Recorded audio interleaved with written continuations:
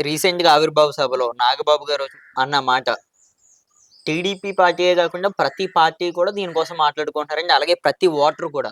దాని మీద ఇప్పుడు చూసుకుంటే గతంలో పవన్ కళ్యాణ్ గారు ముందేమన్నారంటే, వర్మ గారికే తన విజయం అంతా తన చేతిలో పెట్టాం సార్ అని వర్మ గారితో పవన్ కళ్యాణ్ గారు చెప్పారండి. కానీ నాగబాబు గారు ఏమన్నారనగా, పిఠాపురంలో పవన్ కళ్యాణ్ గారు గెలవడానికి కారణం ఒకే ఒకరు.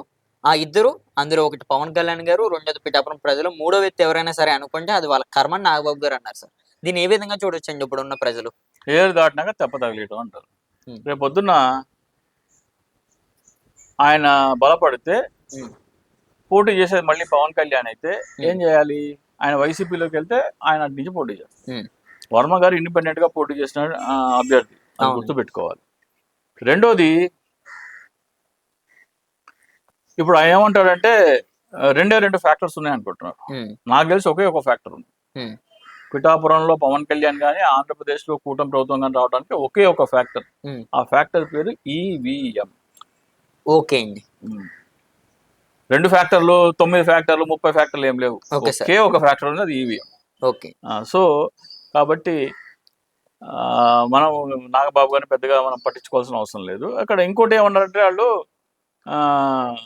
పవన్ కళ్యాణ్కి ఎన్నికల కంటే ముందర మీరు అన్నట్టు చేతిలో చేసి నా గెలుపు మీ చేతిలో పెడతా అని చెప్పారు. చేతిలో అవునండి. వర్మ గారికి. పవన్ కళ్యాణ్కి విశ్వాసం ఉంటే, గ్రాటిట్యూడ్ ఉంటే, హ్మ్. ఎన్నికలు అయిపోయిన వెంటనే 2 ఎమ్మెల్సీ పదవులు ఫిలప్ చేశారు. జనసేన కోటాలో హరిప్రసాద్ కని ఇచ్చారు. హ్మ్. ఆ హరిప్రసాద్ కంటే కూడా హ్మ్. నేను నా గెలుపుకి ఈయన కారణం కాబట్టి హ్మ్. ఈయనని ఎమ్మెల్సీ చేయండి హ్మ్. జనసేన కోటాలో అంటే, జనసేన టీడీపీ బాండింగ్ చాలా స్ట్రాంగ్ గా ఉండేది. ఈ అవును సార్. మనస్పర్ధలు వచ్చేవి కావు. హ్మ్. సో అతన్ని దూరం చేయాలి, అతను తగ్గించాలి అనుకుంటున్నారు. కానీ మహా అయితే మహానాడు ఉంది కదా, అవునండి. మహానాడులో అటు ఇటు తెలియపోద్ది. ఓకే. మహానాడులో గనక వర్మకి మాట్లాడే అవకాశం ఇస్తే, హ్మ్. మహానాడు. మహానాడు అంటే ఇప్పుడు తెలుగుదేశం వాళ్ళది ఉంటది అవునండి. అవునండి. మే 28వ మే తారీఖు 20. అవును.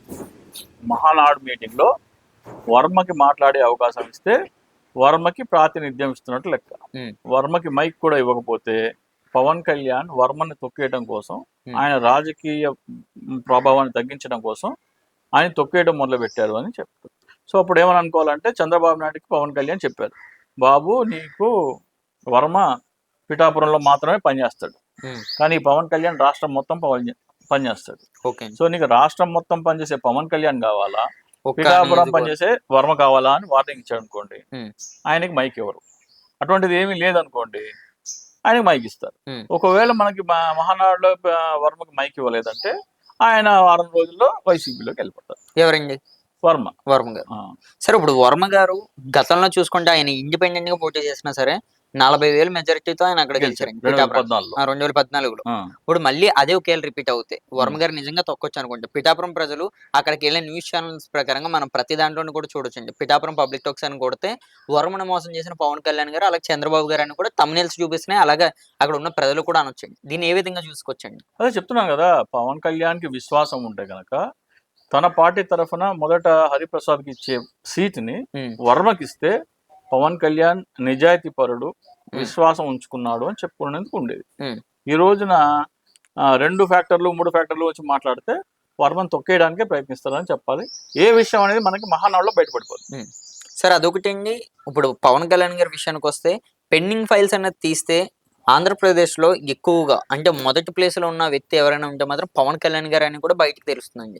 అంటే పవన్ కళ్యాణ్ గారు గతంలో అన్నట్టే నేను అధికారంలోకి ఎక్కిన తర్వాత రూపాయి సాలరీ తీసుకోను.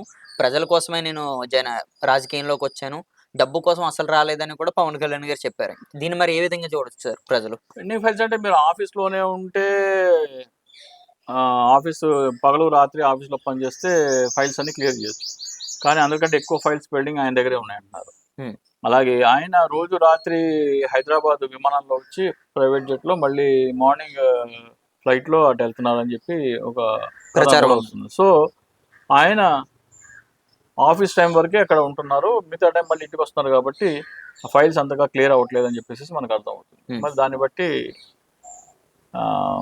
మరి పవన్ కళ్యాణ్ ప్రజాసేవ పట్ల ఎంత కమిటెడ్‌గా ఉన్నాడో మనకు అర్థమవుతుంది.